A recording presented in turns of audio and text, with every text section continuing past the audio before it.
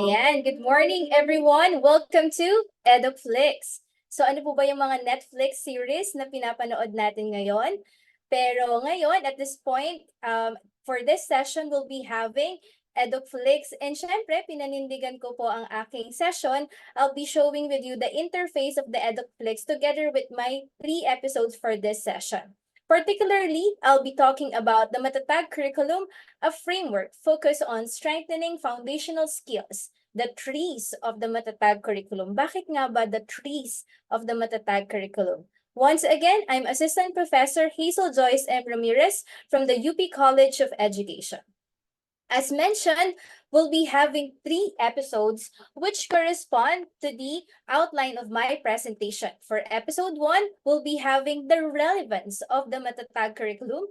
For episode 2, reskilling through Matatag curriculum. And for episode 3, responsiveness of the Matatag curriculum. That's why it's the trees of the Matatag curriculum. So what makes Matatag curriculum transformative is due to its inherent characteristic of being relevant to various development plans. I'll be discussing that later, as well as a catalyst of reskilling learners with the 21st century skills, and of course, being responsive to the ever-changing demands of the labor market and the society. So what do we hope to accomplish together for this session? First, we'll be having the discussion on the characteristics of the Matatag curriculum, as well as the skills fostered by the Matatag curriculum. And lastly, recognize how the Matatag curriculum prepares students in the dynamic future. So, syempre, we'll be starting with an activity. I want you to watch this video I had during my exchange program in Japan. So, ayan po. By the way, the click permission po yung recording po ng video.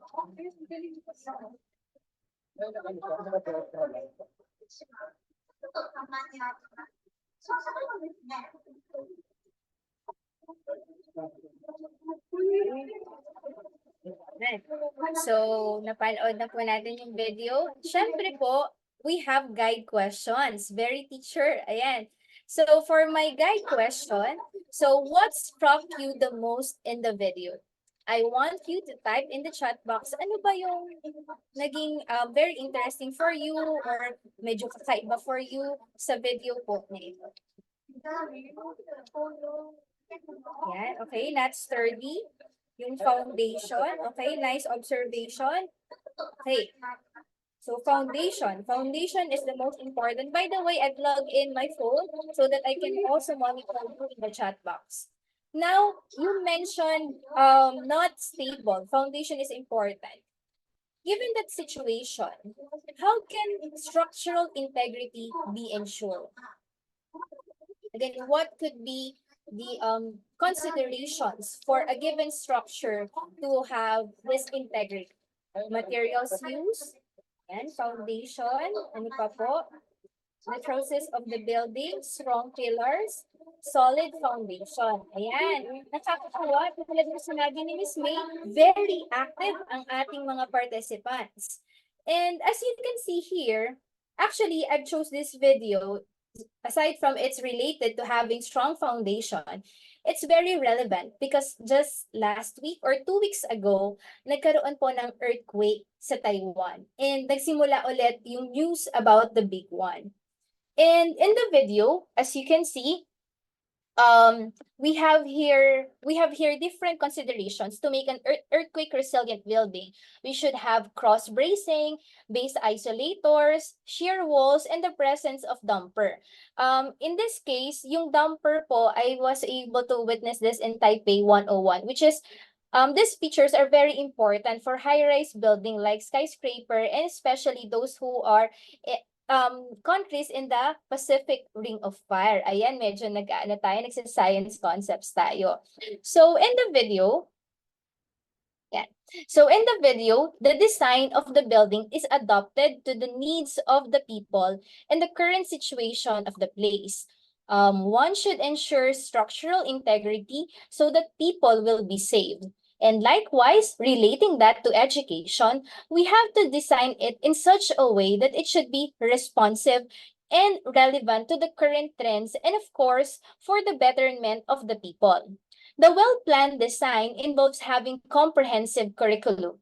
The skilled workers involves having teachers and, of course, supportive administrators who can competently execute and monitor the implementation and provide necessary supports and improvements in the curriculum implementation. And of course, quality materials, kanina may nagsabi rin po ng quality materials, is very important, specifically in the form of, we can view that in the form of instructional materials and facilities.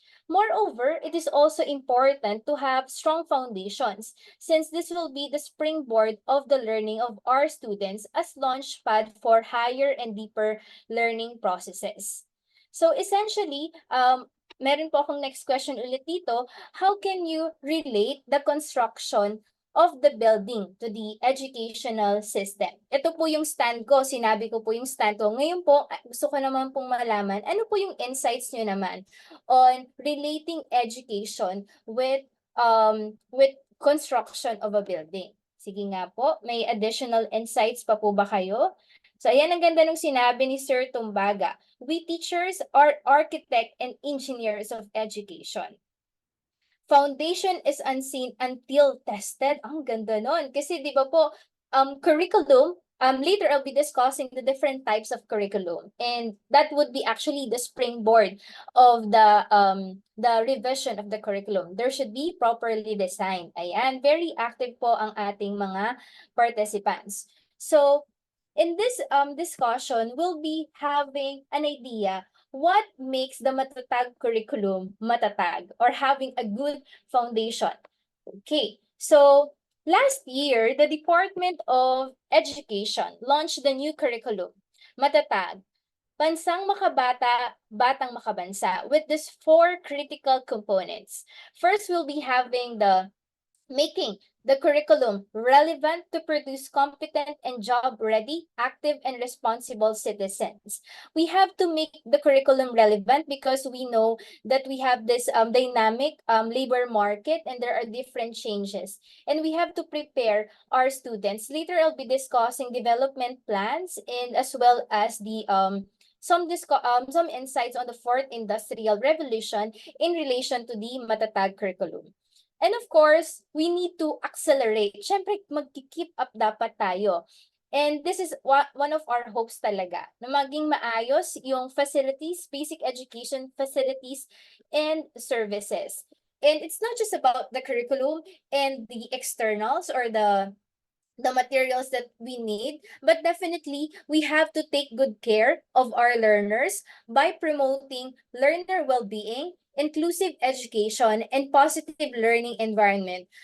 This is very apt because we have here RA 11650, if I'm not mistaken.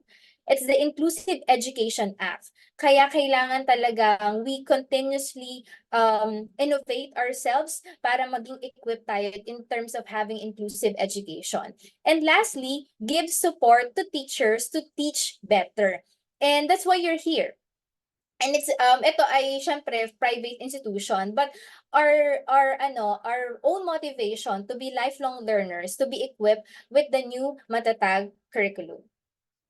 Okay, so perhaps you're asking, why do we need to revise the curriculum? Parang okay naman na eh, kasi from the K-12, nabawasan, nag-milks kasi nag-pandemic, tapos parang yung usual lang, parang status quo na lang. Pero bakit nga ba?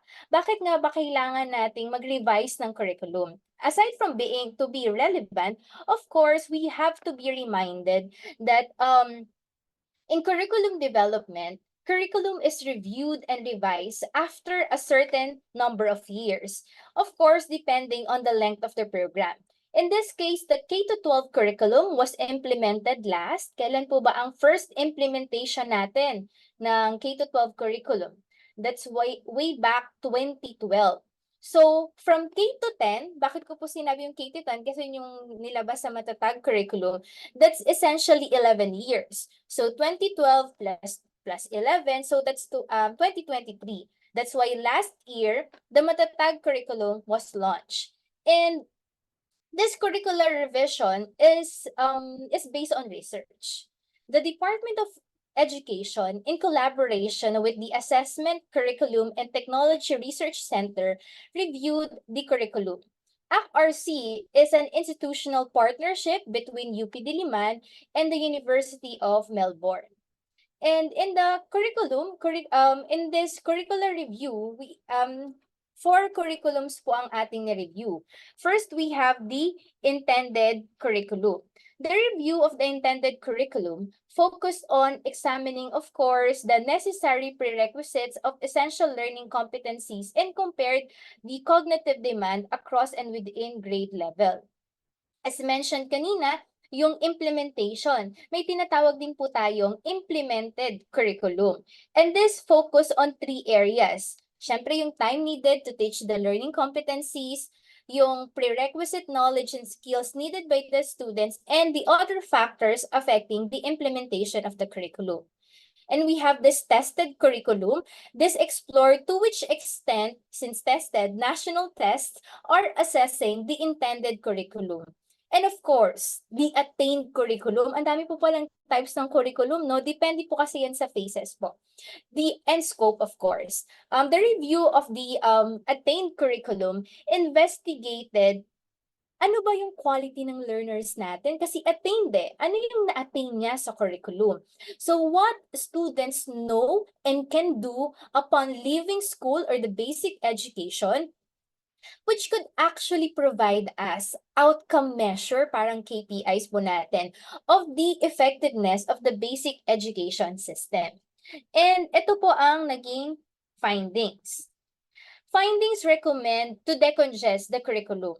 Very congested po ang ating curriculum. Later, alam ko po medyo familiar kayo dun sa table. Makikita nyo po kung gaano karami yung learning competencies natin before.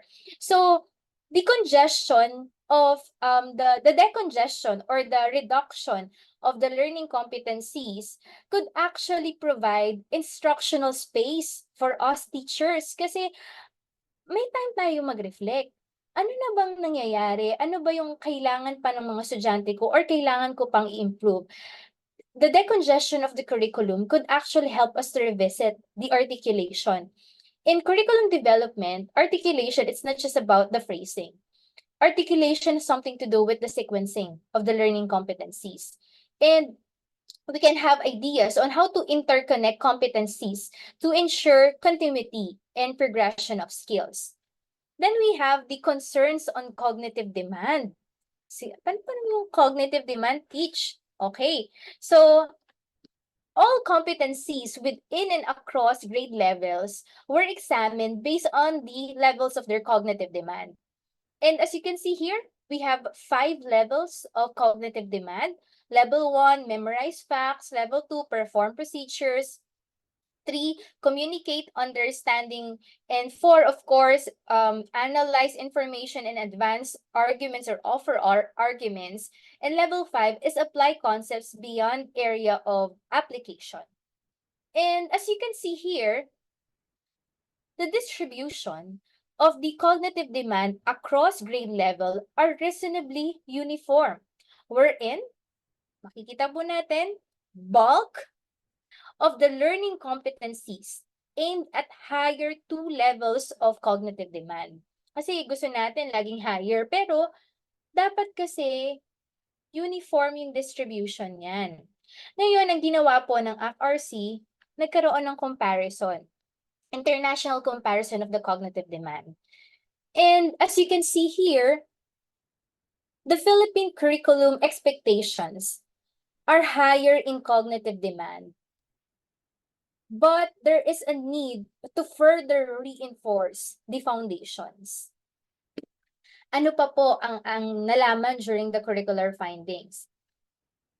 I'm discussing this for you to appreciate kung ano nga ba yung mga features ng matatag curriculum. And as mentioned, it's just an intended curriculum. And as teachers, we are the army. Ayan, the army who will implement this, and together with our principals and other supports. That's why gusto kong mag-reflect din po tayo because of this curricular findings.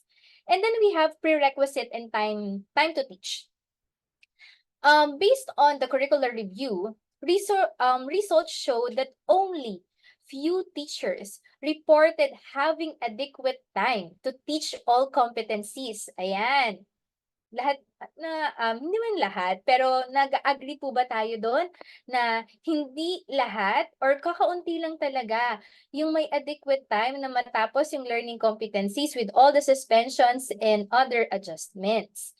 And aside from the adequate time to teach, in terms of prerequisite, alam ko makaka-relate din po kayo dito. Kasi as mentioned, nagturo po ako sa basic ed before ako nagturo sa tertiary ed.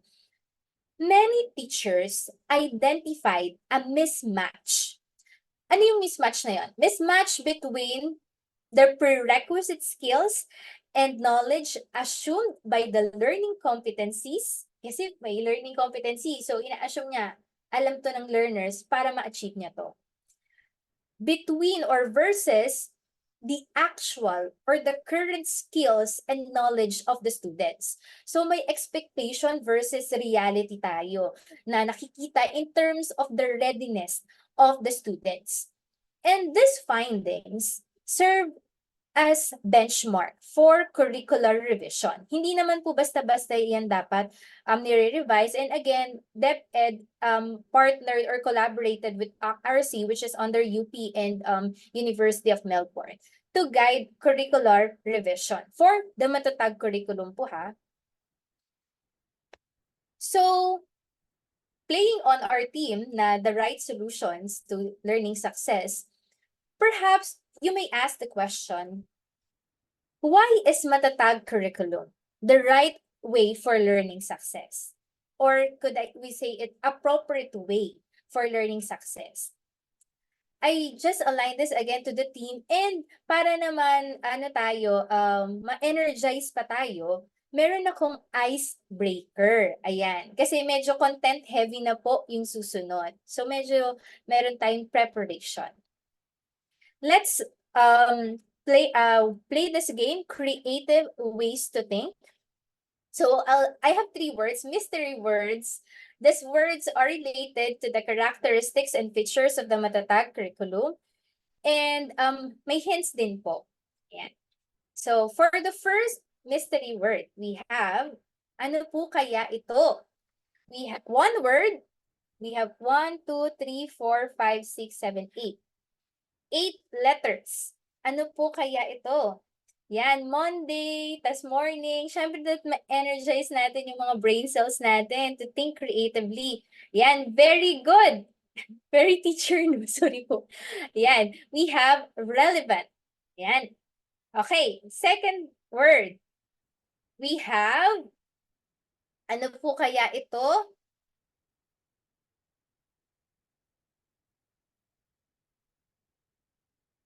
Sige po, nag-aantay po ako sa chat box ha. Yan, very good. We have, sabi ni, yan, holistic si Ma'am Mayel. Okay, bakit holistic? Yan, ho, ho, ho, ayan. Si Santa Claus, and then list, and then tic-tac-toe. Kailangan ko talaga explain, no? Ayan, para po magising po tayo. And then, we have, last word, oh, 4 na yung hints natin. Ano kaya ito? Sige. Malapit na. Ayan. We have, very good, inclusive. We have ink, kasi sounds like, kaya nga kailangan natin maging creative. Okay, glue, C, and then yung V ay yung B's po natin. So, inclusive. Relevant, holistic, inclusive. Essentially, this captures the new features or the characteristics of the matatag curriculum. At this point, I'll be discussing what's new in the matatag curriculum. Ika nga ay, ano nga ba ang bago? Marites time pala. Okay, so as you can see here, we have different features of the matatag curriculum. The improvement of the curriculum involves focusing on foundational skills and clearer articulation of the 21st century skills, which I'll be focusing in a little while. Then we have decongestion of curriculum, reduce learning areas, and balance cognitive demands. As you may notice, the current we have here around 11,738 competencies, and it is reduced by 70% to 3,664, while ensuring that the heavier weight of the learning areas would be on science, math, English, Filipino, and TLE. And this reduction or decongestion of the curriculum hopefully could allow learners to focus more intently on each learning area that could lead them hopefully to deeper comprehension and retention of knowledge and to have balanced cognitive load. Teach, tinitingnan ko to ngayon. Oo nga, halos bumaba lahat. Pero may nag-iisang subject na imbis na bumaba, tumaas pa yung learning competencies. Ano po kaya ang learning area na yon? Observe niyo po ba? Yan, very good. Science. Kakasabi niyo lang po, ni-reduce po yung learning area. Bakit po dumami yung learning competencies? Actually, nag-reduce po ang nag-reduce or nag-decongest po ang curriculum ng science. Nabawasan pa po ang topic sa lagay na yan. Pero we have to be reminded that the higher number of learning competencies does not imply more topics in the curriculum. And this is true for science. Actually, there are topics that are already removed in the new curriculum. I was able to map this kasi I have this subject in PhD where we map the science matatag curriculum, particularly chemistry because that's my field. Pero essentially, all fields ganun po yung ginawa. For instance, for grade 10, so kaway-kaway sa mga grade 10 teachers dyan, meron po kaming training ng DOST with grade 10 teachers who are non-chemistry majors teaching chemistry. Anyway, so sa grade 10 curriculum po, wala sa new science, sa matatag curriculum, wala na pong biomolecules or biochem.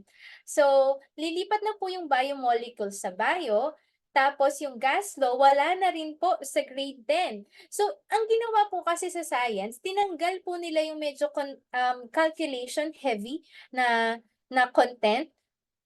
Tapos ililipat po nila yun sa senior high para yung inaaral ng estudyante sa science for junior high school or for junior high school ay yung mga kailangan lang talaga nila for their them to further recognize the relevance of the science curriculum or the science in general. Tapos specialization na sa grade 10.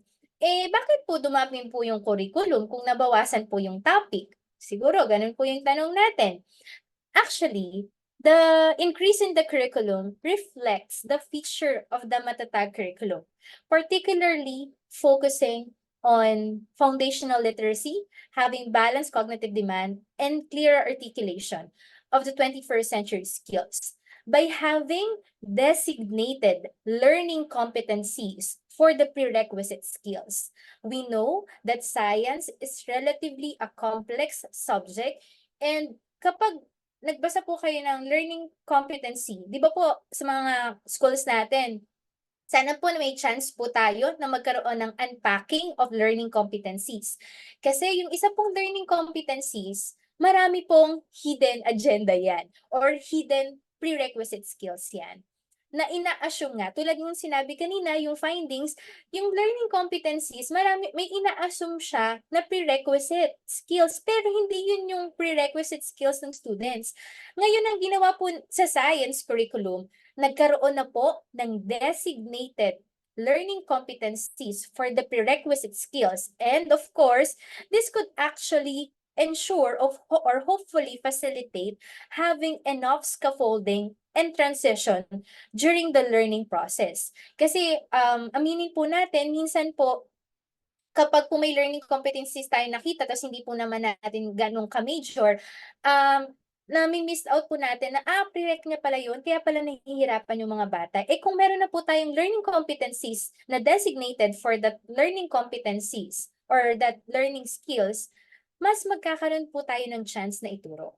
So again, kaya po dumami ang science bilang science education po ako kasi nagkaroon na po tayo ng designated learning competencies sa mga prerequisite skills para po ma-ensure po natin yung scaffolding ng learning ng ating mga estudyante. Okay. Let's of course, aside from that, we have intensified values education. And this recognizes na hindi lang po dapat matalino yung estudyante natin. Dapat marunong silang makisama.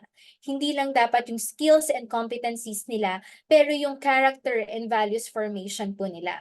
That's why we have intensified values education. And this is in support to RA 11476, which is the Good Manners and Right Conduct and Values Education Act. So ito po ay nakabase sa isang batas. And of course, we have strengthened peace education. It's not just about having ROTC in our curriculum, but it intends to build awareness, concern, and action towards non-violence justice and of course, environmental care. So sustainability. And we are doing this, of course, to be on par with international standards so that our students will be globally competitive. So essentially, that's the new feature of the Matatag curriculum. And perhaps you'll be curious, ano ba yung mga salient features ng Matatag curriculum? First is the focus on big ideas. Paano po ba pag sinabi nating big ideas? Malalaking idea. So, big ideas, let me just move on to my slide. I'm just making things light kasi medyo technical na po yung mga discussion. So, big ideas are central ideas that represent progression towards understanding key concepts. And as discussed in the Science CG, grounding learners' content knowledge on relatively few big ideas establishes robust understanding of learning. For science, we have only 10 big ideas. Across na po yun, from grade 3 to 10. For math, we have 12 big ideas. And presenting lessons using or redesigning the curriculum using big ideas allow learners to see learning as a set of interrelated concepts. Minsan, our students will be asking, para saan ba yan? Hindi ko magets yung connection. Kapag ground po kasi natin sa big ideas, tapos we build on interconnection, makikita po nila that learning is a set of interrelated concepts. And this could actually promote memory retention and of course, enhances transfer of learning. And for science, I can speak for science kasi nga ano po kami, for science po, the learning standards are redesigned with a focus on big ideas, and these are progressively appropriate to each grade level. As I reviewed the chemistry part, for my, again, PhD class, nakita ko na may storya. Mas maganda na yung storyline niya ngayon. And iba na po yung pagkakasulat ng learning competencies po natin. Hindi lang siya basta concept-based, pero skills-based na. Later, ipapakita ko po sa inyo kung paano siya na-execute. And in big ideas, it's important that we build on the basic procedures, on the basic competencies before undertaking, of course, cognitively demanding competencies. Kasi ipipilit nating magets ito ng estudyante, pero hilaw pala yung pagkakaintindi niya sa concepts na yun. So, frustrate lang po tayo. Kaya po maganda na nagkaroon ng revision of the curriculum, particularly looking into the progression of the learning competencies. Then we have emphasis on engineering design process. This afternoon, you'll be having a more detailed discussion on design thinking. And pahapiyawan ko lang po yung design thinking as a engineering design thinking as a feature of the Matatag curriculum. I'm teaching STEM education for basic research, and we're discussing design thinking process. Marami po yung types: deep, IDEO, Google Sprint, Pero ang ginagamit po namin ay yung engineering design process. Perhaps iniisip nyo, technical ba to? Ito ba yung magkukompute ng mga bata? Ganyan, kasi engineering eh. Paano ko po gagawin yan sa grade school? It's actually a thinking process. Hindi naman kailangan sobrang technical. And the Department of Education adopted engineering design process, which is composed of these five steps: emphasize, design, generate ideas, create, and evaluate. This may have different forms, iba yung pattern, iba yung format, pero essentially, ito po yung core steps. So it's a design process where you will be creating solutions to real-world problems. And this is based from the STEM framework. As you can see, we have three learning areas here: science, math, and PLE. Yet, yes, these are distinct subjects, yet these are interrelated that could contribute to the knowledge and skills in creating solutions to real-world problem. And of course, our hope is for our learners to demonstrate the skills and competencies needed so that they can meet the challenges of the 21st century. And this picture from Dr. Monterola, the alignment of the design thinking process with depth and applied subject. Essentially, we can use design thinking process for our capstone project, for our SIP, or kahit yung mga small projects lang kahit sa elementary. And I want to emphasize that when we do design thinking, by the way, I'm also part of the team who deploys or conduct design thinking process. So nagawa po namin yon sa ating mga fellow ALS teachers. Tapos I also had the chance to train principals and EPS sa Camiguin kami. And then yung last ko po ay sa Ateneo naman po. So for design thinking process, there are different modes of thinking. As we empathize and define problem, we engage in divergent thinking. In divergent thinking, we create options. We create choices. And of course, hindi lang po dapat naka-diverge, magko-converge din tayo. Diamond thinking approach. We try to open ourselves to different ideas, but definitely we have to make choices. That's why we have convergent thinking. And this could actually help us to make choices. And this will be further discussed later this afternoon. But I want you to, at this point, ponder, knowing that this is the characteristics of engineering design process. Ano po ba kaya yung topics na pwede nating integrate ng engineering process, design process? Meron po ba tayong topic na naiisip ngayon? Pwede nyo pong i-chat sa chat box or may ginagawa po ba kayo sa mga classes nyo po? Ayan. Okay, bigyan ko po kayo ng idea. Ginagamit ko po to na nagtuturo po ako sa grade 7 students. Yung pong di ba po yung, although kasi iba yung curriculum ng rural, pero yung sa earthquake, when we ask our students to make earthquake resilient building, kaya yun din po yung pinili kong activity kanina para po mag-gets nyo na pwede siyang i-design thinking process. Or kung medyo mabigat yung paggawa ng building, yung paggawa ng sturdy table using papers. Yan. So, pwede nyo pong isipin ano pa yung mga, later naman this afternoon, mas magigets nyo pa po yung process. Pero at least na-open ko po yung idea. And how do you plan to implement this activity? Ayan, may electric circuit na sinabi si Ma'am Veronica. Pwede po yung pag-prototyping ng electric circuit sa bahay natin, ano yung dapat i-consider, at ano yung need ng community, entrepreneur, ayan, gusto ko, may mga friends din po akong nasa economic management, ayan, marami po actually pwedeng topics. And speaking of entrepreneur, ibig sabihin, pwede po nating i-implement or consider the implementation of engineering design process as not just a subject specific. We can do integration. And syempre, sa integration, mag-iiba lang po tayo ng rubrics depende sa subject. So, ayun po, some ideas to ponder on regarding engineering design process. And Again, these are the different features. Pasadahan ko lang po yung iba. We have here the redesigned kindergarten education, which actually espouses, of course, learner-centered approaches, integration, developmentally appropriate, and play-based approach to equip learners with foundational literacies or foundational skills rather. And then for we have here redefining the interplay of the mother tongue-based multilingual education. Later, I'll be showing with you the language framework and the introduction of a new learning area at Key Stage 1, which is SIKAP, Sipika, Kultura, Kasaysayan, at Kagalingang Pangkatawan.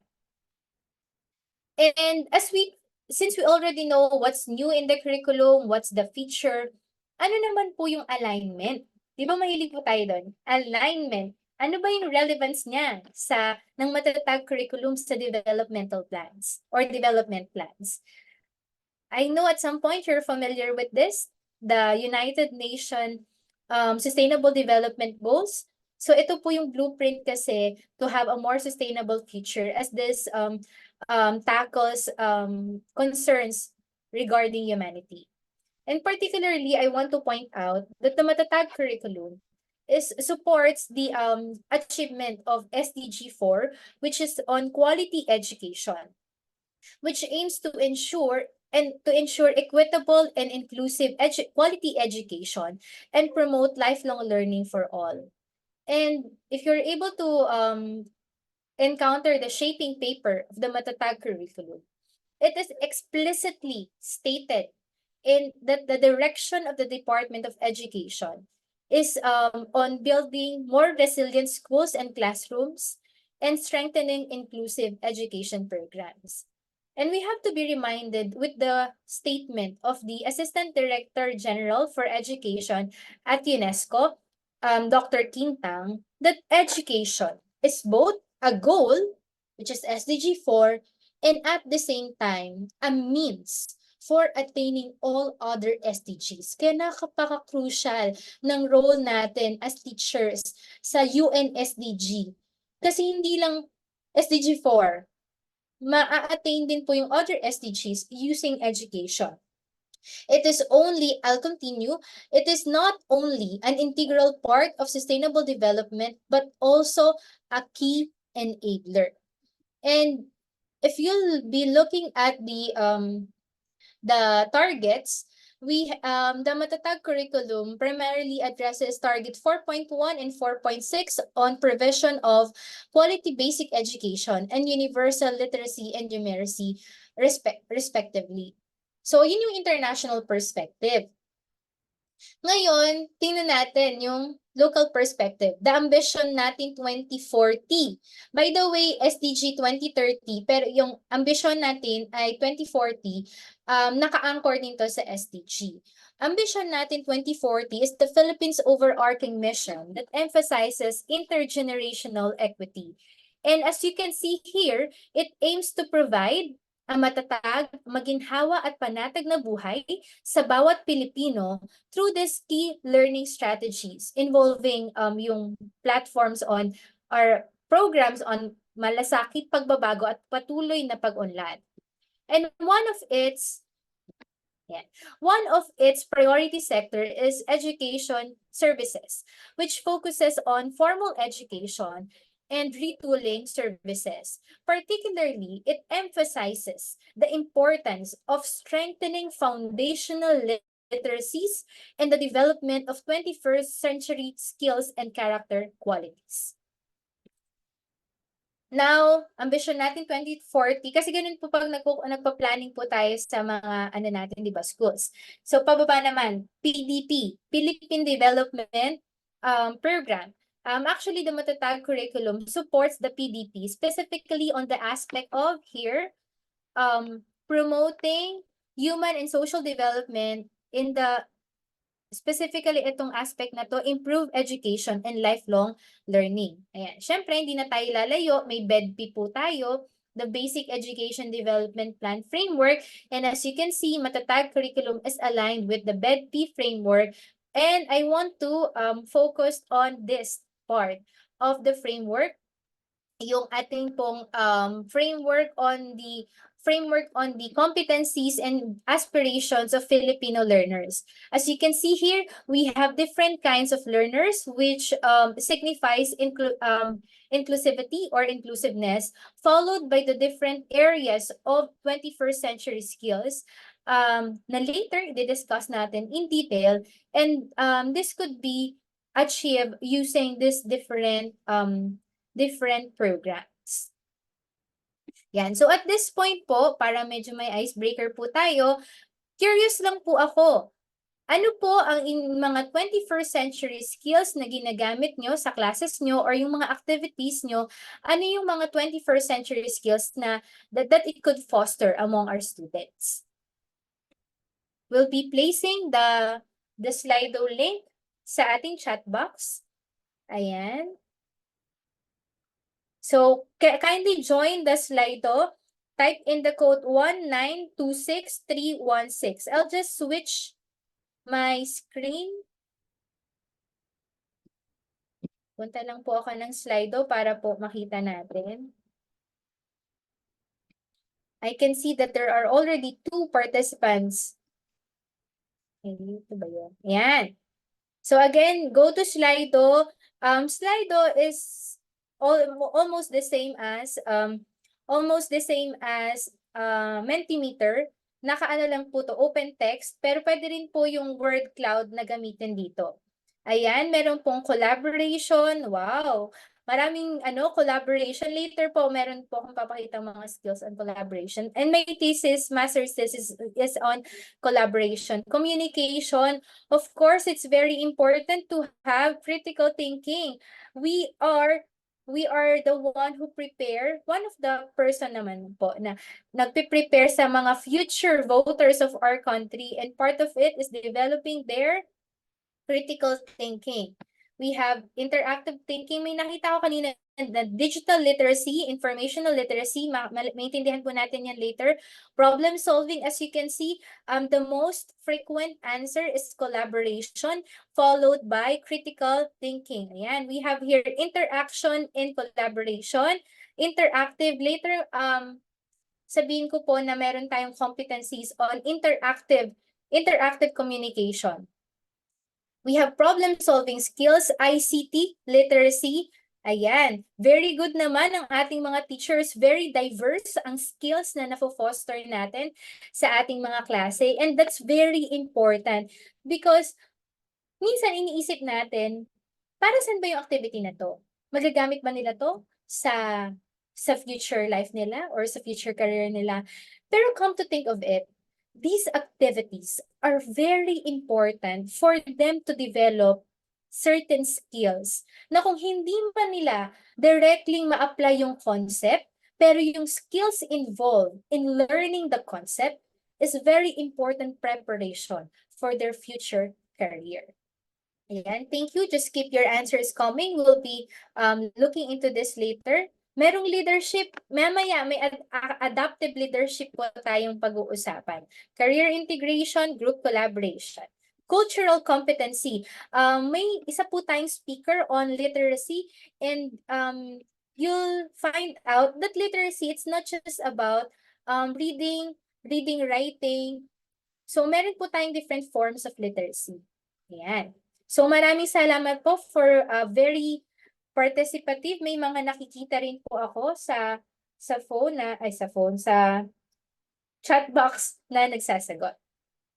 Okay. So moving forward. At this juncture, let's determine how the Matatag curriculum could be a catalyst for reskilling learners. In the Matatag curriculum, learners are prepared with strong literacy and numeracy foundation, equipping them with 21st century skills. Of course, we prepare them to be nationalistic and globally competitive and be ready to succeed in life. At this juncture, let's focus on foundational literacies or foundational skills kasi yun po yung essentially yung talk natin or yung session natin. And as mentioned, this is aligned with SDG 4.6 that states that by 2030, that all youth and substantial proportion of adults achieve literacy and numeracy. And if we'll be looking at grade 1, kasi yun yung magsisimula ng next school year, 147. So, in the learning areas, we have reduced the learning areas from 7 to only 5 learning areas that actually focuses on strengthening literacy and numeracy. We have new learning areas, language, reading and literacy, and makabansa. Rather than looking at these learning areas as just simply integration of existing learning areas, these are actually deliberately crafted. And isa-isahin po natin yung mga framework ng bawat learning areas po na ito na ina-apply across grade level. As mentioned, we have the mother tongue po. In the language area, mother tongue is an integral feature that emphasizes the role. As you can see, it's at the core, at the center, the role of the child's first language as critical resource for achieving learning and foundational literacy development. Essentially, hindi po natin tinanggal sa curriculum ang mother tongue, nire-redefine lang po natin ang kanyang place sa curriculum. Ay, mali. Dito po yan. Next po dapat. Ayan. Paano ko po yun nasabi? Makikita nyo po na across grade level, nandun pa rin po ang mother tongue po natin. And this table presents the medium of teaching and learning continuum. And the gradients, the color gradients, refers to the frequency of use. And as you can see here, at key stage 1, kasi di ba may iba't iba po tayong key stages. Yung key stage 4 po, meron din. Senior high naman po yun. Pero syempre, hanggang junior high lang po tayo, so hanggang key stage 3 lang tayo. So during the first key stage, the first language or the L1, that's L1, and then we have mother tongue, remains to be used as the primary medium of teaching and learning. But as you can see, starting grade 2, nagsisimula na po tayong mag-introduce ng learning areas ng Filipino at English, pero gradually nandun pa rin or ginagamit pa rin natin simultaneously rather ang mother tongue. So as you can see, nandun pa rin talaga po ang mother tongue sa ating curriculum. Specifically, ini-strengthen po natin yon sa key stage 1 kasi po we acknowledge na lalo na po yung kung hindi natin native ang Filipino or yung English, para mas maintindihan or ma-make use ng learner yung inaaral po natin. Kasi yung mother tongue po, it's very important, it's really important to have effective instruction, especially for young learners. And as mentioned, we have a speaker on literacy. So, may kompleto Ricardos po tayo. Meron din po tayong literacy na session. And as mentioned, ang literacy po, may iba't ibang forms po yan. Pwedeng yung sa language or reading literacy po natin, pero meron din po tayong mga subject specific. We have mathematic literacy, scientific literacy, or looking at the other dimensions, we have occupational health literacy, ano pa ba, mga cultural and socio-civic literacy. Na yun, hopefully maging part na ng discussion ng ating ibang speakers. And of course, the National Reading Program is grounded on the science of reading and evidence-based instruction. It stresses the importance of addressing the learner's needs through developmentally and grade level appropriate learning approaches and resources. And we know this project, DEAR, Catch Up Fridays, di ba? Wala po tayo halos klase kapag Friday kasi doon po sila magbabasa. Pero siguro it's a matter for us to reflect. Ano ba yung mga materials na ipapabasa natin sa mga learners? Magbabasa lang ba sila? Or pwedeng critical reading task na may guide questions or may output after? Again, we have this project DEAR, Drop Everything and Read and Catch Up Fridays, which we can further reflect on how can we better improve it or contextualize it into the setting of our schools. Next po we have mathematics, National Mathematics Program. And as you can see, it's composed of This framework is known as the Mosaic framework, which is composed of evidence-based tools of 6 interrelated pedagogies and other interventions that support comprehensive literacy and numeracy foundations. First, we have the enabling policies and standards. We have here yung curricular content and facing and yung mga policies natin related to language and instruction, language of instruction, yung instructional time po natin, and other teacher incentives. Dito po yun. Of course, the learning materials, whether print or in other forms, dapat of high quality yan. Lalo na po math. Ayan. Okay. Number 3, we have here effective teachers and school leaders. O, hindi lang basta learning materials ang pupondohan natin, pati yung pag-equip sa mga teachers po natin. Kasi sila po yung nasa implemented curriculum. And of course, supporting school leaders to know how to structure and manage classrooms for improved learning results. Effective coaching, teacher coaching and mentoring. This addresses the need to help teachers to implement instructional practices and yung training po nila sa paggawa din ng mga materials po. And number 5, continuous assessment that inform instruction. We know that assessment is very important for us to have metrics on what has been done or what has been achieved and what could be further improved. And then regular practice outside school, yung mga remedial classes po natin. Then we have here the Makabansa framework, which aims to have healthy, resilient, and patriotic learners. And as mentioned earlier, we have CCAP as a key stage in key stage 1 in line with the Makabansa framework. And this is based on brain-based learnings, ecological systems theory, and social constructivism. By the way, perhaps you're asking me, meron po rin ba sa science? Of course, ayan. This year po, nagsimula na pong gumawa ang Department of Education ng National Science and Technology Framework, program rather. Hindi po siya natin tatawaging NSTP, baka kasi mapagkamalang ano yun, NSTP, kasi di ba, National Science and Technology Program. Ang ano po natin sa kanya ay NSCITP. And hopefully this year, ma-release na po ang framework for this. And moving forward, the last framework here is the Good Manners and Right Conduct or Values Education Framework, which spouses the whole school approach.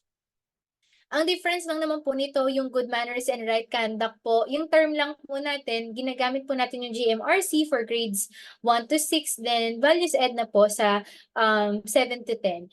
And as you can see, we have here the legal basis, the needs assessment, and the theoretical framework. And together with, of course, these are the foundational skills.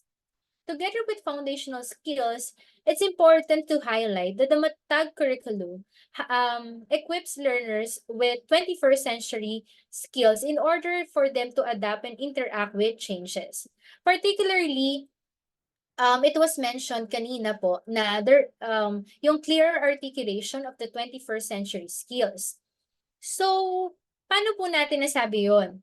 Tulad po ng sinabi ko kanina, nagkaroon po kami ng curricular mapping at nakita ko po ito. First is that we have here the direct statement of the development of 21st century skills. Kinuha ko lang po ito sa Science CG. So, as you can see here, directly stated na hindi na tayo mawawala. Okay? Directly stated na use critical thinking skills and creativity to make models. Communicate their understanding. These are 21st century skills that are directly stated or embedded in the curriculum guide.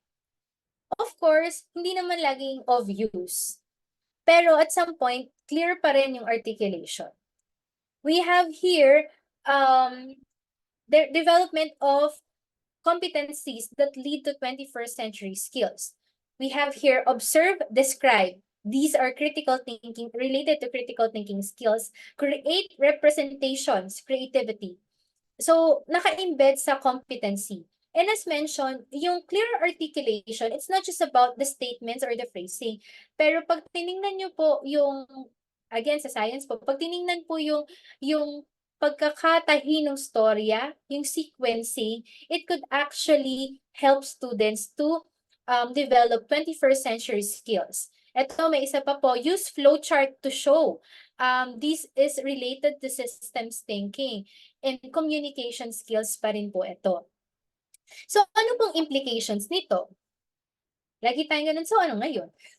Okay. So, ang implication po nito is that we can have we can have targeted approach since there is clear articulation of the 21st century skills.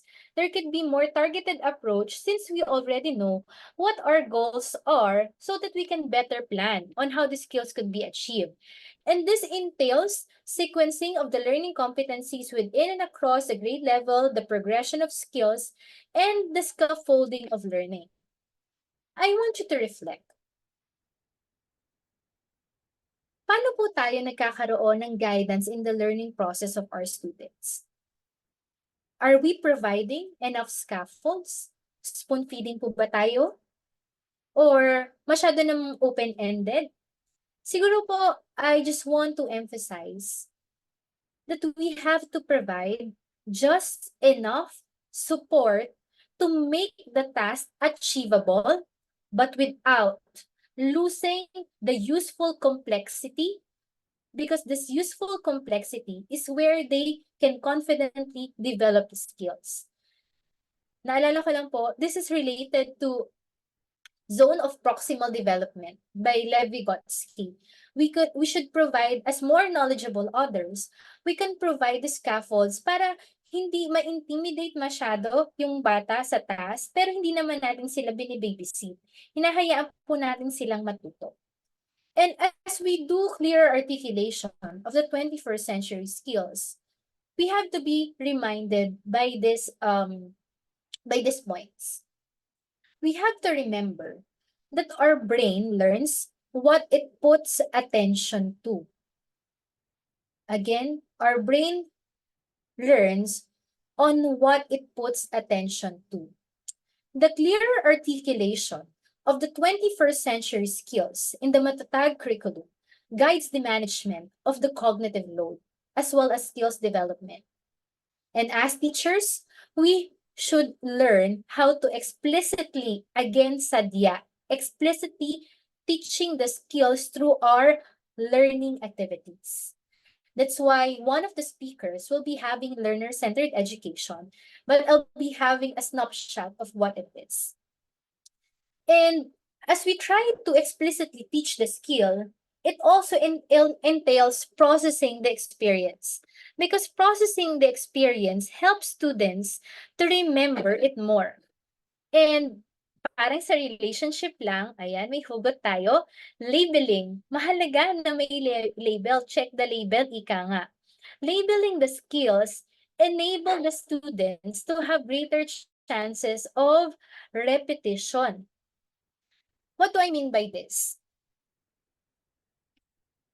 Kailangan po nating sadyain yung pagde-develop ng 21st century skills at i-label yung skill na kaya nilang gawin para kaya nilang ulitin. Of course, we have to use developmentally appropriate approach or language. Medyo mahirap po para sabihin natin sa grade 3 na, "Oy, very good! Na-develop mo ang critical thinking skills mo." Baka hindi po agad niya mag-gets yun. Pero dapat malabel po natin yung behavior na ginawa niya that could actually lead to the development of the 21st century skills. For example, meron kayong reading task or investigation, so pwedeng very good. You are able to analyze well the reading materials or to carefully conduct the experiment. So you are actually labeling the repeatable behavior that is related to the development of the 21st century skills. And ito po, natutunan ko po kay Teacher Sab, we have to use character, Sab-ongking ko, so we have to use character behavior language. You have to label the repeatable behavior and constructive feedback and focus on the effort of the student, the good strategies, and proactive help seeking. Hindi naman po natin isi-sugarcoat. Again, we will be providing feedback for the betterment or the improvement of the students. Pero if i-phrase po natin siya constructively. Kasi alam nyo teachers, very powerful po ang ating words.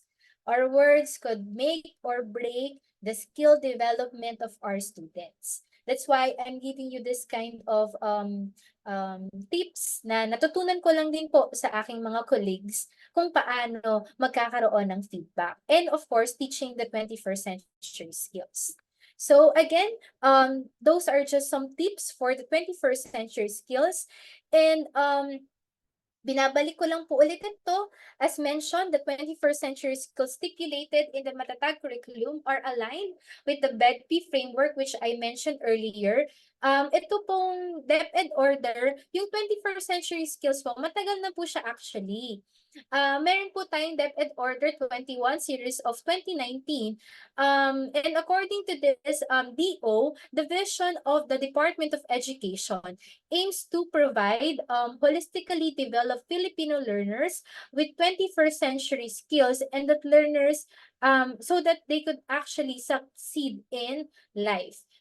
This picture is the P21 framework, which is the serves as the basis of the Department of Education. And we also have different frameworks like this one. This is from the World Economic Forum. At this point, nasa part of the Matatag curriculum is 21st is a clear articulation of the 21st century skills. So kanina na-discuss natin ano yung clear articulation na part. Ngayon, magkakaroon tayo ng labeling of skills. Ayan, again, importanteng may label para directed tayo sa ating i-improve. You cannot improve what you can't label. Okay? So, syempre, what you can't measure din. Kaya nga po, may mga skills po tayo na pwede nating maging metrics. And these are the 4 categories of the 21st century skills. And according to DepEd, it's not just about developing foundational literacy and numeracy at saka yung ating mga subject-specific literacy. Kailangan din po itong mga skills na ito. First, let's have the learning and innovation skills. Creativity, mahalaga po ito kasi dito po naggagawa ng mga solutions yung mga ating mga estudyante. And in making solutions, it could be original or it could have the best alternatives. As I go through, I hope as I go through the skills, kahit at some point familiar na po tayo, pagnilayan po natin as teachers. Paano ko nade-develop itong mga skills na to? Kanina, I'm happy to see na marami tayong skills na na-identify. Again, mahalaga po na nalilabel natin yung skills. The mere fact na nasabi niyo po yon, ibig sabihin, ginagawa niyo po yon sa klase niyo po. And ngayon, pag-isipan pa natin, paano pa natin siya may improve? Again, that's creativity. Next, we have openness. Openness is the willingness to engage in new ideas, situations, and experiences. But definitely, being open, hindi naman basta tanggap lang tayo. We have to learn our students to have this healthy skepticism.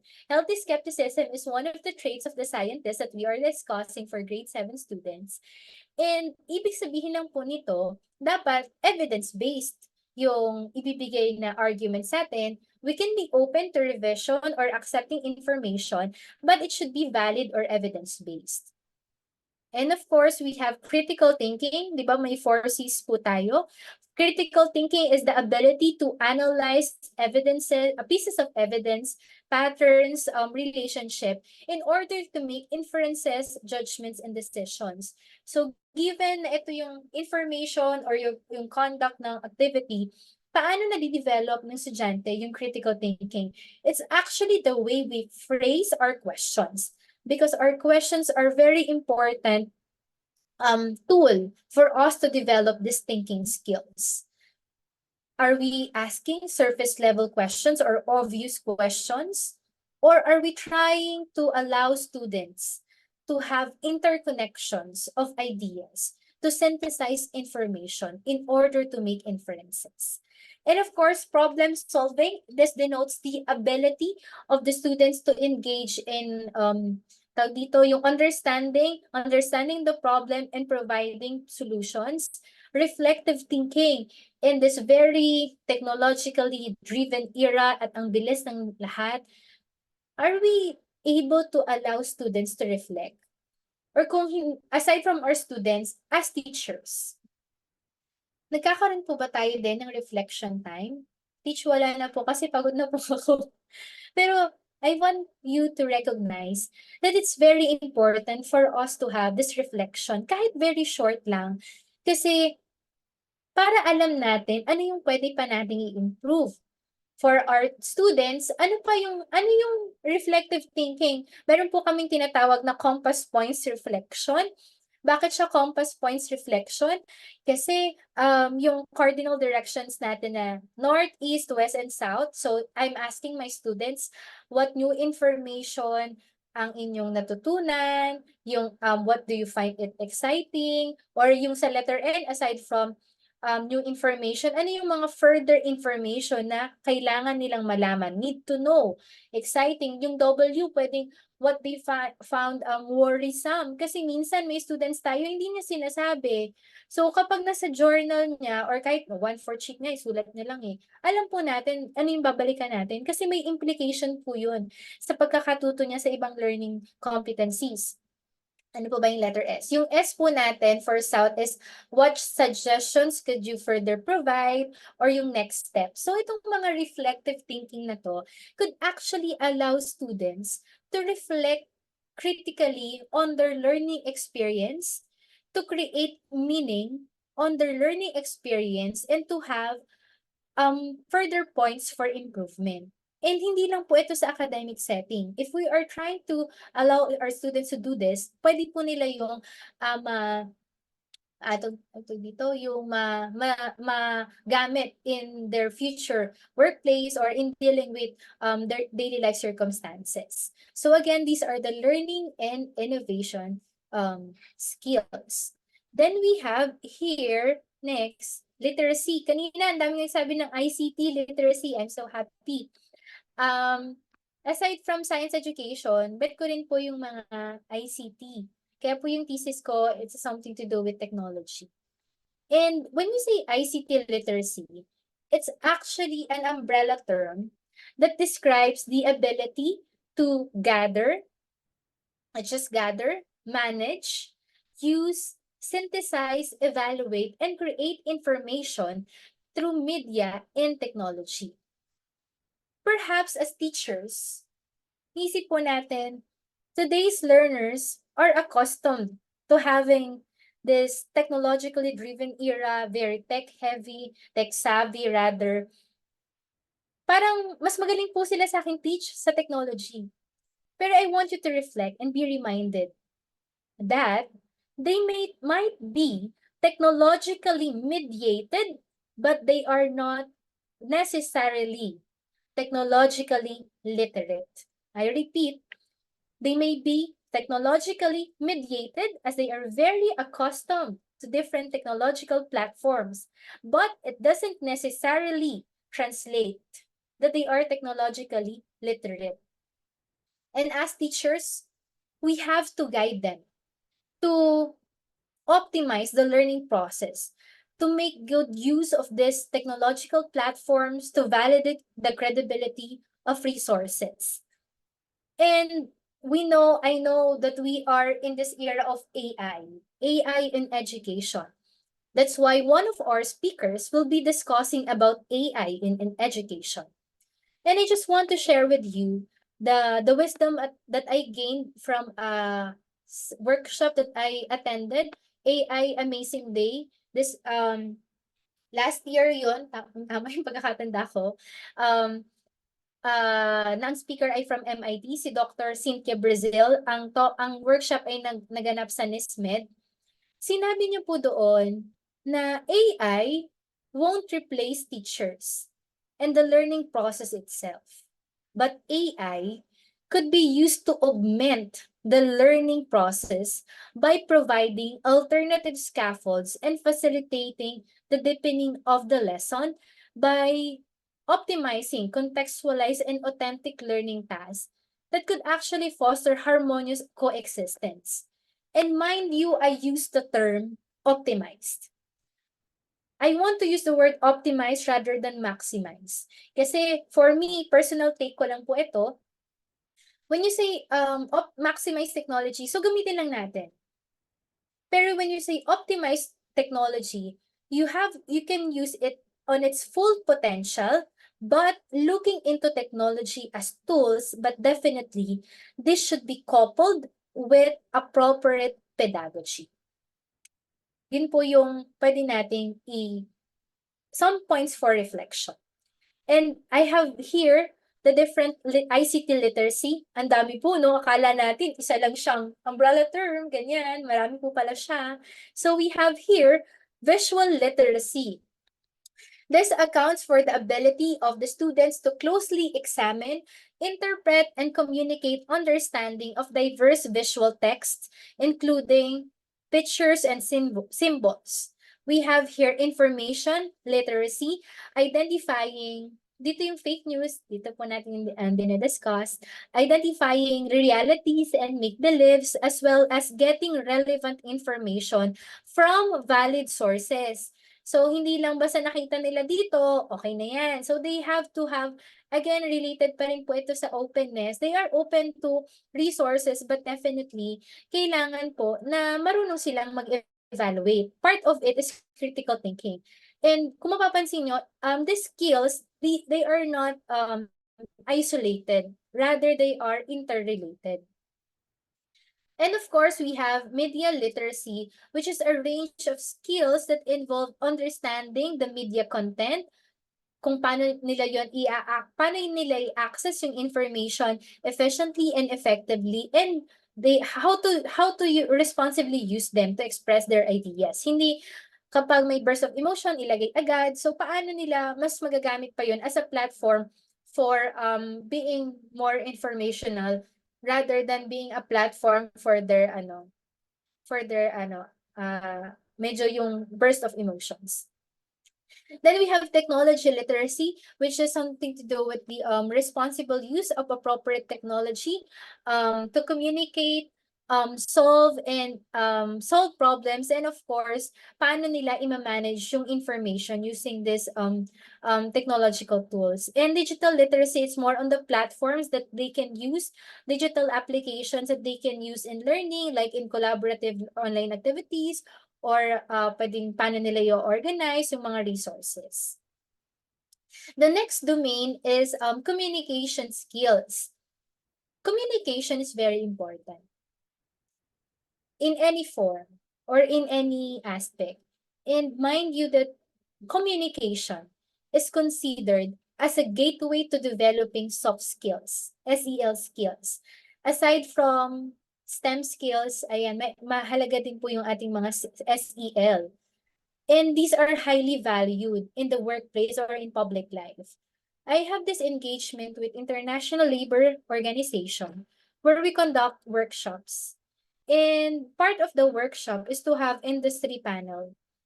And our industry partners emphasize that they really have this premium attention to SEL. Kasi kaya nilang mag-provide ng training for you to be more cognitively prepared, pero kailangan din marunong silang makisama yung SEL skills. And part of it is communication.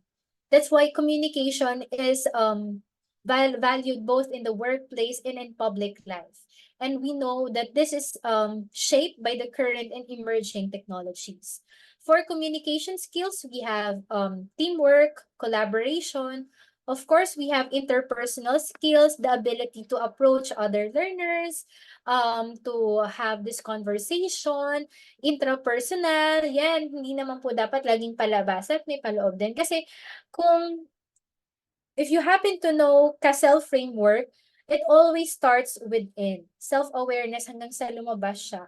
Kasi iba po yun na discussion din.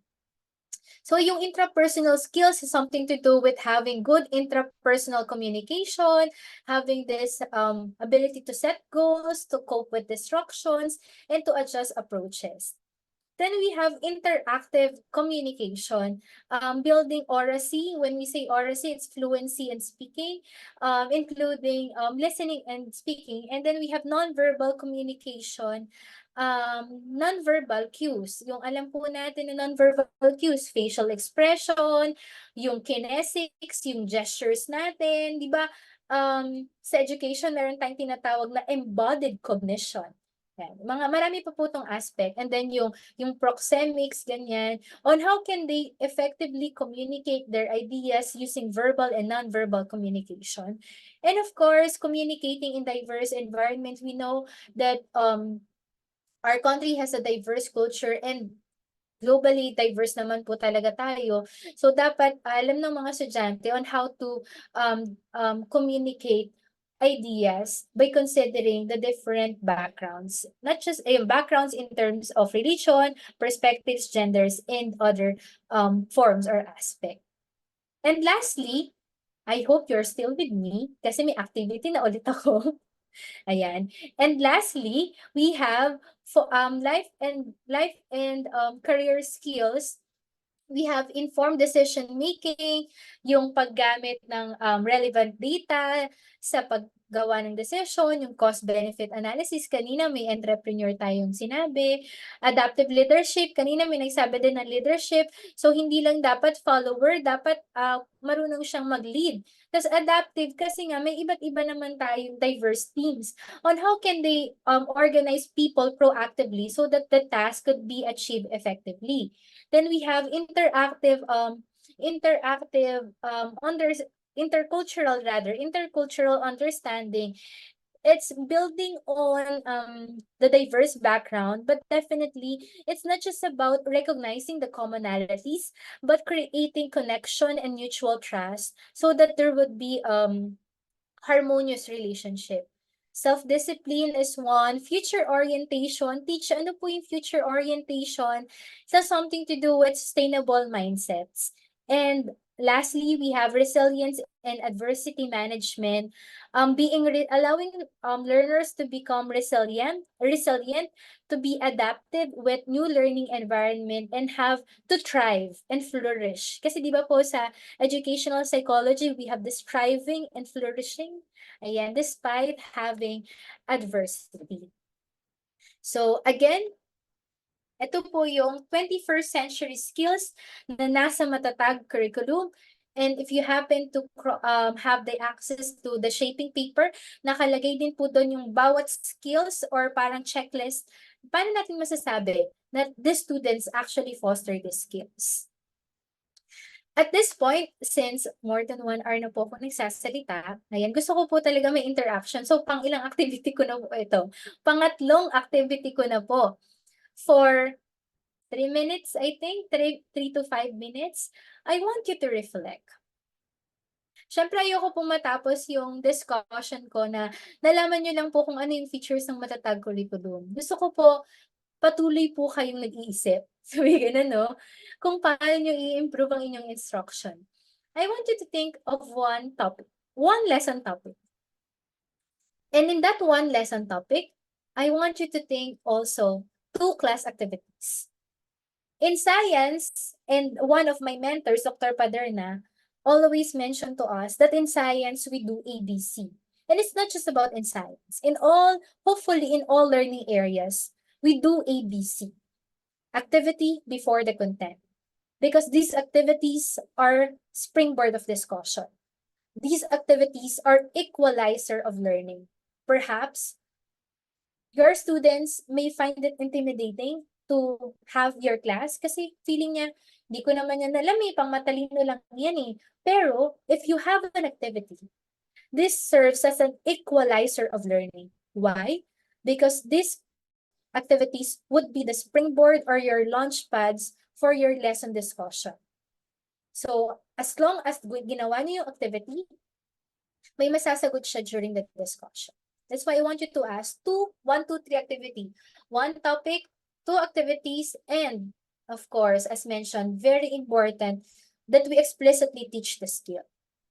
I want you to think 3 21st century skills that is related to this activities, or that could be fostered through these activities. Again, for 3 minutes, I want you to think of these activities.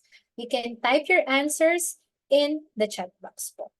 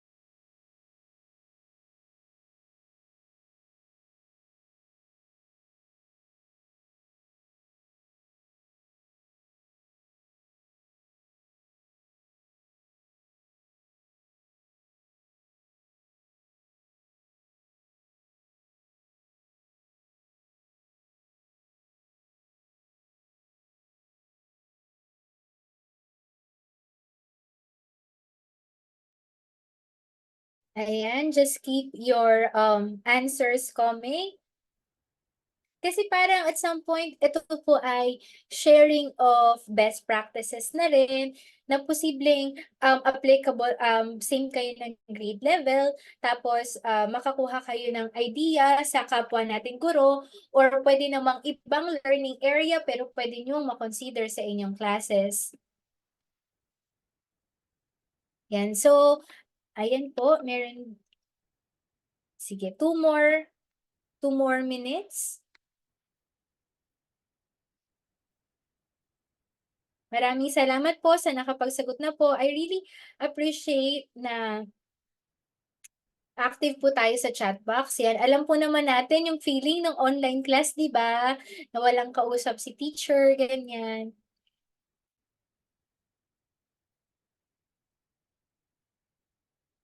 So I'll be reading some responses here. So from, yan, simula tayo dito. Ayan. From Mr. Christopher Tumbaga, English, topic, raising sensible questions in panel discussion. Activities, writing sensible questions, panel discussion, and of course, skills, collaboration, pwede rin po yung communication and critical thinking as an additional skills. For Filipino, ayan, sariling bersyon ng kwentong tinalakay. Ang pwedeng activity, malikhaing pagbuo ng kwento, word per student. And I like that we have here creativity, the 3 C's, creativity, collaboration, and collaboration. For handicraft, TLE, di ba? Nakakatuwa. Meron na tayo sa English, meron na sa Filipino, may TLE na. So we have here handicraft, make jewelries out of beads. So they can sell it to their schoolmates. Ayan, aside from collaboration, pwede rin dyan yung, of course, creativity. And hindi lang po nandito, pero part of literacy is yung entrepreneurial mindset po ng mga estudyante natin. From math, ayan, quadratic equation, measuring the 4 corners of the classroom. Gusto ko to very experiential, mamaya discuss ko yung experiential learning. So yung classroom as a way for them to explore quadratic equation. So yes, it's constructivism kasi ginagamit, you allow students to create meaning by having hands-on activity. And of course, critical thinking, problem solving is there. And then we have here basic cookery. I am very diverse. By the way, I'm part of the, again, as mentioned, International Labor Organization, where we have training to TVET and TVL teachers. Kaya na-appreciate ko din po yung curriculum po talaga nila. Part of our pilot is on cookery din. So identifying tools and equipments.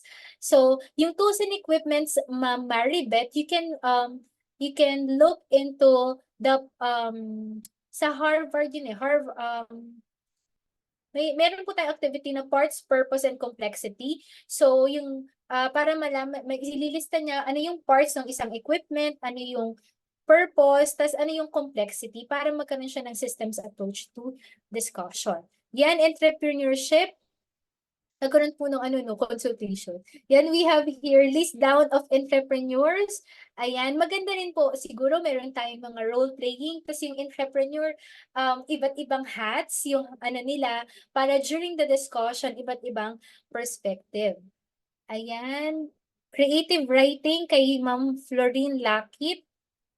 Think, pair, share. Very interesting po itong think, pair, share, or basta yung collaboration, kasi yung dynamic exchange of idea, there could be shared meaning na makakatulong sa mga estudyante. Thank you po. Ayan, creativity, critical thinking, and ayan. So meron din po tayong simple machines, Ibong Adarna, ayan, na-miss ko tuloy. Water cycle in science, so bodies of water, tapos yung processes, ayan.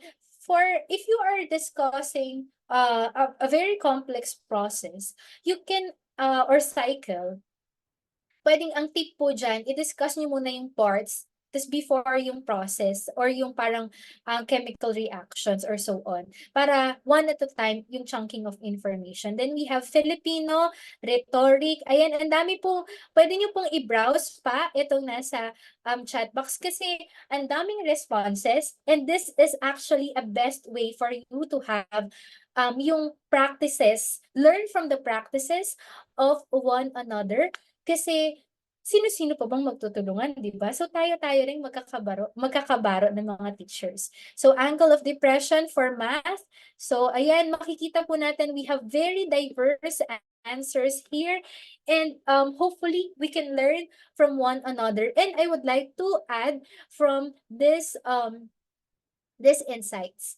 Okay. So, balik lang po ulit ako. So, maraming salamat po for that very comprehensive na and diverse discussion, sharing of the lesson topic.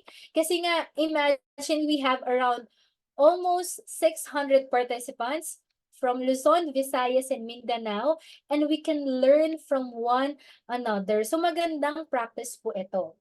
So, since we already know ano nga ba yung mga 21st century skills at bakit sila importante, ang sunod po nating tanong ay paano?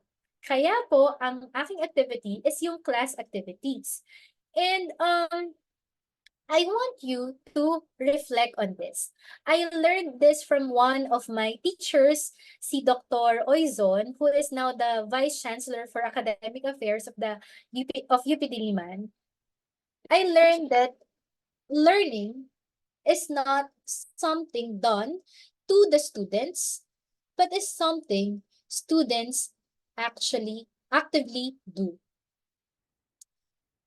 Let's reflect on this. We have to be reminded that it doesn't necessarily mean that we teach the subject, natuto na po yung mga estudyante natin. Our way of teaching, our way of creating a conducive learning environment is actually the key for them to learn the concept. And we have to be reminded that learning is a direct result of how students actively interpret and respond to their learning experience. That's why I am proposing, project pitching pala, I am proposing that we have these aspects of learner-centered education. Perhaps we are practicing this, and I would like to commend you. Pero dun sa hindi pa po, pwede po natin i-consider. Let's have these aspects of learner-centered education. First is active participation. This is from Bremner 2021. So active participation, we allow our students to have opportunities to participate and interact with one another. As mentioned, collaborative learning could actually bring about intellectual exchange of ideas and shared meaning, co-creation of learning, ika nga. Relevant skills. We should not dwell only on theoretical knowledge, but also what's applicable outside the classroom. Minsan tatanungin tayo ng estudyante natin, what's in it for us? Wow. O kaya para saan po ba 'to? Siguro dahil kailangan po nating ayusin, i-repackage yung curriculum. Kasi again, may iba't ibang parts of the curriculum. We have the implemented curriculum. Kung paano po natin inaayos yung mga concepts po natin, yung discussions natin, so that it could actually be related to real-life applications and to be able to develop higher order skills such as critical thinking and creativity. Of course, autonomy and metacognition. Do we allow our students to have opportunities to work independently, both inside and outside the classroom? And as mentioned, it's very important to have metacognition, to reflect on how they learn, as a way for them to further improve. Adapting to needs. Do we base our teaching with the students' prior knowledge? Meron po akong subject ngayon na the teaching of science. Sinuturo ko po yun for for almost 3 years. Sinasabi po ng mga estudyante, ayaw po nila na ina-assume natin na alam agad natin kasi nga hindi natin alam yung pinagdaanan nila. So, although gets ko naman po as teacher na it could take time for us to discuss the concepts, pero na prior concepts, pero parang we have to consider prepared by yung estudyante, di ba po? So we should be adapting to their needs, to their prior knowledge and skills, and of course, their interest and their interest na i-incorporate natin sa classes natin. Then we have power sharing. Are we only the authority in our classroom? Or do we allow to have this certain extent, hindi man full extent, certain extent lang naman po, na may say pa rin yung estudyante? Do we provide learning opportunities for them to be involved in decision-making on what they could learn, how they learn, and how they are assessed? I have this talk on evaluation, creating rubrics. We can consider na kapag gumagawa po tayo ng rubrics, we present it to our class, tapos we ask for their insights. Tapos ano ba yung, paano nyo ba gusto nyong gradean? O ito yung standards ko. O ano yung gusto nyong mabago? So in that way, yung rubrics, power sharing siya kasi may say yung estudyante. At actually, ano po yun? To our advantage din. Kasi yung grades na ibibigay natin sa kanila base dun sa rubric na napagkasunduan. So kapag umalma sila, o di ba yun yung napag-usapan natin? Binalikan pa lang. Okay? And then we have here formative assessment. Of course, it's very important to have this check your understanding from time to time. Aside from yung, di ba po may iba't iba tayong assessment of learning, for learning, and of learning. So, pwede natin consider yan.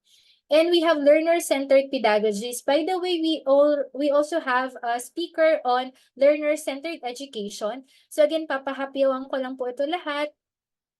Kasi po meron po tayong specific speakers who will be discussing this in detail. And since 21st century po ang ating usapan, ay nilagay ko na rin po yung mga skills dyan. And this is based from the handbook made by ILO and System, which a project which I'm part of. So experiential learning. In experiential learning, we immerse learners in tools and activities of the actual work setting so that they could have the feels of what it is to work in the field. So, or yung mga, yun, they have to get to experience the learning itself. 21st century skills related to this, we have critical thinking, decision-making, problem-solving. Context-based learning or context learning, we use examples that are familiar and relevant to the situations of the learners so that they could have better connections of ideas. So, 21st century skills, we have here openness. Again, as mentioned, we have different types of literacy. We have civic and social and cultural literacy, communication, and critical thinking. For problem-centered and project-based learning, essentially, they are of the same family. Pero ang difference po nila, problem-based, it's more on yung conceptual po yung solutions po natin. Pag project-based, we do tangible output. So for problem-centered learning, we have, of course, solving, creative thinking, decision-making. And similar to that, we have project-based learning. These are the skills. Particularly, we have additional skills on project management, service orientation, and entrepreneurial mindset. Kung mapapansin niyo po, may mga additional skills po akong nilagay dito outside dun sa na-discuss ko kanina kasi very wide range po ang 21st century skills. Inquiry learning is on scientific investigation. So of course, we have numeracy when students try to measure as they conduct experiments or activity, problem solving, and critical thinking. For design-based learning, ito po yung under po nito or related po ito sa engineering design process na i-discuss this afternoon. Again, it has, these are the skills. We have problem solving, creative thinking, transdisciplinary thinking kasi we have to consider different learning areas to have a solution. And then empathy, very important po sa design thinking ang empathy. Kasi design thinking is a human-centered approach that builds on the context and the needs of the target client or the users. And kanina, yon sinabi po natin, collaborative learning, very important kasi it allows students to work in teams, to have this interpersonal and communication skills. These are the different 21st century skills related to this. Of course, yung adaptive leadership natin, communication and collaboration. Very important ang reflective thinking kasi we allow our students to analyze their thoughts, actions to enable for improvement. Part of this is we have skills on self-discipline, resilience, communication, and critical thinking. And since we are dealing with SDGs, ayan, ESD is one of the although matagal na nag-i-exist ang ESD, pero mas nag-aano siya ngayon, mas nagkakaroon siya ng limelight sa education. Yung ESD, Education for Sustainable Development. I have this project with Save the Children Philippines. We made this green skills modules where we use SDGs as platforms of discussion. So yun po yung SDG. ESD, nalito na. ESD is using SDGs as platforms for connecting learning to global needs for greater social impact. And these are the 21st century skills related to this. We have local mindset. Local mindset is global and local mindset in one. Ethical thinking, transdisciplinary thinking. And since we are dealing with several technological platforms, technology-supported learning, using ICT tools, softwares, and devices for the instructional delivery and assessment. So bakit ko po ito pinapakita? Kasi related pa rin po ito sa matatag curriculum kasi stipulated po sa ating RA 10533 or the Enhanced Basic Education Act of 2013 na yung pedagogical approaches po natin, ito po dapat ang kanyang qualities. Again, the Enhanced Basic Education Act of 2013 necessitates the use of these pedagogical approaches. That it should be constructivist in nature, inquiry-based, reflective, integrative, and collaborative. Sa mga classes po ba natin, do we use approaches that have this nature? If yes, congratulations, keep it up. If not, we can try to further innovate the learning process. Kasi nasa batas po natin na ito dapat yung approaches natin. And I have here the different learning areas, and each learning area may stipulated po yan na focus or yung pedagogical approaches which you can further explore during your inset. But I want to emphasize on this framework. This is the K-10 instructional design framework that is in the Matatag curriculum. We have here the 4 principles. Ito po nasa outer. Okay. So ito yung mga learning phases po yung mga E's po natin. So kung mapapansin po natin, learner-centered education tayo or approaches kasi learner is at the center. Ano po itong mga C's na ito? These 4 C's are the key aspects of instructional design. Of course, we have the context, which refer to the background or setting of how learners understand the information. For connection, we have fostering understanding of the yung pag-transfer of learning, yung interconnection ng bawat concepts. So we have here collaboration, of course, working together to achieve the shared goal towards learning. Creativity, ayan, very important po that we allow our students to use their imagination and critical thinking to create meaningful expressions or meaningful learning experience. And ito po, itong mga I's na yan po yung ating principles. First, we have here at the topmost is innovative. This accentuates the importance of having creative ways of designing and delivering instruction.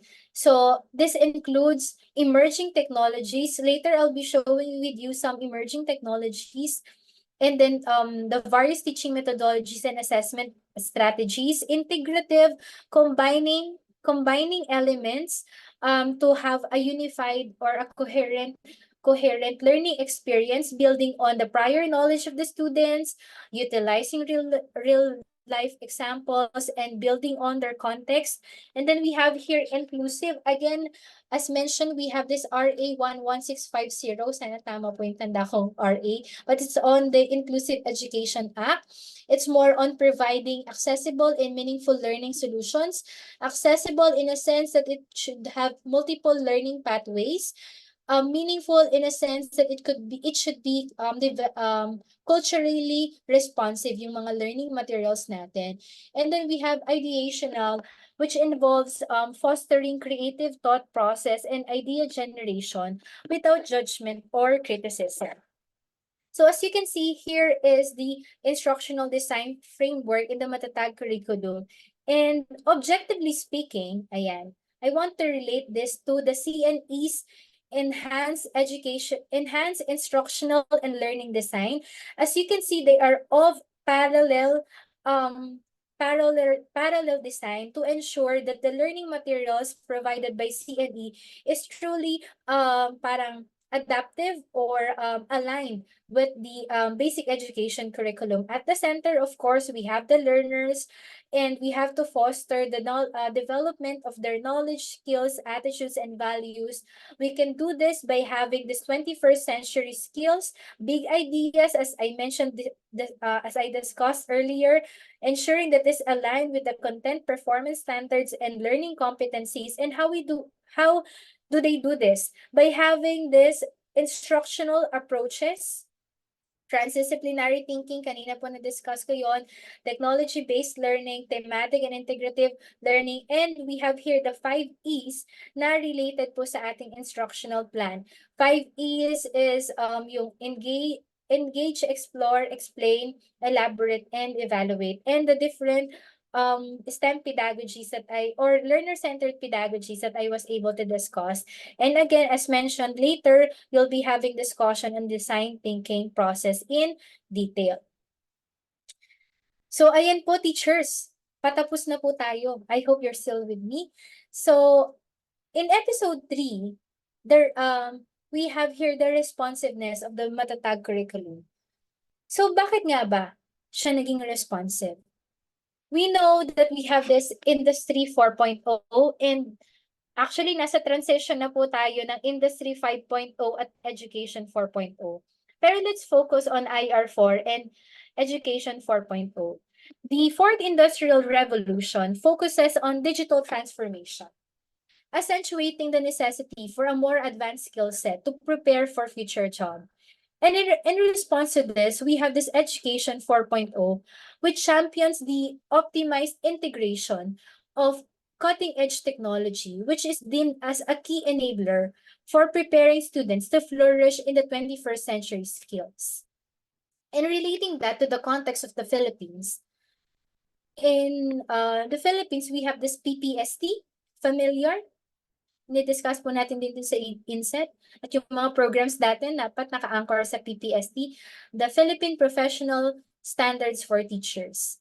And I have here the TPAC, or the Technological Pedagogical Content Knowledge Framework, which actually provides us an understanding on how tools can enhance teaching and learning process more deeply and effectively. And as mentioned, it's not just about maximizing technology, but optimizing the use of technology in our instruction. Particularly, this could be related to domain 1, which is content knowledge and pedagogy of the PPST.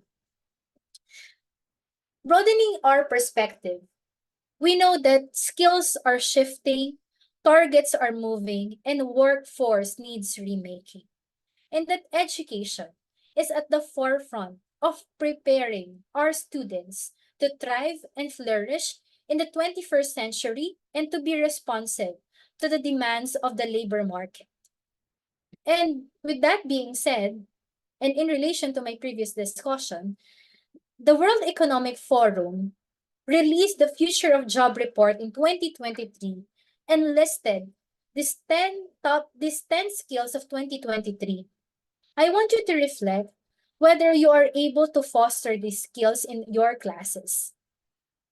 We have analytical thinking, creative thinking, resilience, flexibility, and agility, motivation, self-awareness, of course, curiosity and lifelong learning, technological literacy, dependability, and attention to detail.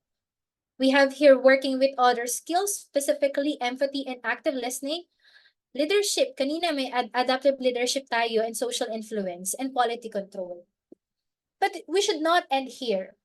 The World Economic Forum, or aside from that, meron din po ang International Labor Union with this core work skills. I want you to reflect on na de-develop po ba natin to sa ating mga classes? Kung hindi man lahat, kahit ilan man lang po, kasi we have to do this for our student and for the betterment of the society. We have cognitive and metacognitive skills. We have here the social and emotional skills, again, very important ng SEL, basic digital literacy, and the green jobs. Related yan sa ESD. So what are the top 10 skills on the rise? Kung mapapansin niyo po, almost the same siya as this, pero may mga bagong skills na po tayo. Ibig sabihin, ito po yung dapat pa nating makonsider sa ating discussion. So we have here almost the same, pero ano po yung bago? Siguro mapapansin niyo po yung systems thinking. That's actually one of my parang I'm interested to looking into systems thinking na rin. Systems thinking is ability to analyze how the parts of the system could actually work together. At paano niya may effect yung totality ng buong system or ng isang area of learning. Then of course, we have AI and big data na kanina na-discuss po natin na AI could actually help us augment the learning process. Pero, dapat hindi po tayo maging dependent kasi dun po tayo nagkakaroon ng problema minsan.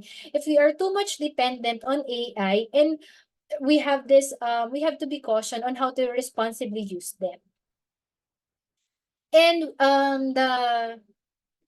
the European Commission's Joint Research Center also releases this digital competency.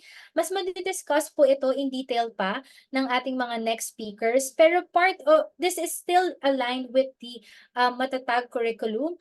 And we have to consider that when we try to make our learners and teachers digitally competent, it's actually a series of activities composed of having professional engagement, that's why you're here, digital resources, we have different platforms, assessment, teaching and learning, empowering learners, and saka pa lang po talaga tayo magiging capable and very able to facilitate learners' digital competence. And I just want to share with you Again, nag-ano po ako, pinademo ko po sa akin yung CNE ALS Digital Solutions para ako mismo, I got to have the experience on how it is used. And objectively speaking, this could be, at some point, be instrumental as we navigate the Matatag curriculum, as the features are aligned with the aspirations or the targets of the new curriculum. First, we have here the Renaissance Mayon. So in this platform po, it's a student-centered and personalized digital library with over 5,000 digital books. Pinademo ko po ito at natuwa po ako sa kanyang um, features. Tapos, as you can see, it's personalized learning wherein yung mga book recommendations matches the grade level of the students and their reading level. Kasi may mga metrics po silang sinusunod dito. We have the Lexile and the ATOS scores of the students. And if we're looking at the Matatag curriculum, papasok po ito dun sa learning delivery. Tapos yung promote learner well-being kasi we build on their context and giving support to the teachers kasi we have a way to assess the skills of the learners and on which aspect could we further improve on or help our students. Kasi meron po silang leaderboard po dito on your placement growth report. So this could actually help teachers. And parallel content, kasi at some point, each content is very distinct and 70% ay non-fiction. So based sa research or factual yung information. And nasabi po nila sa akin na nakaano rin po, ang magandang feature ay may certification from DepEd. Yung regarding yung Mayon mapping and the DepEd curriculum. And yun, meron silang unlimited access rather by using different gadgets. It supports collaboration, again, that's part of the 21st century, and foster the success of the students by having different forms of monitor and celebrating their reading milestone. And as mentioned, part of the 21st century is digital skills. And meron silang learning.com that contains comprehensive digital literacy solution encompassing this areas or topic like IT and computational foundation of fundamentals, keyboarding, online safety and digital citizenship. This is part of literacy, computational thinking, and for advanced learners, we have coding and robotics.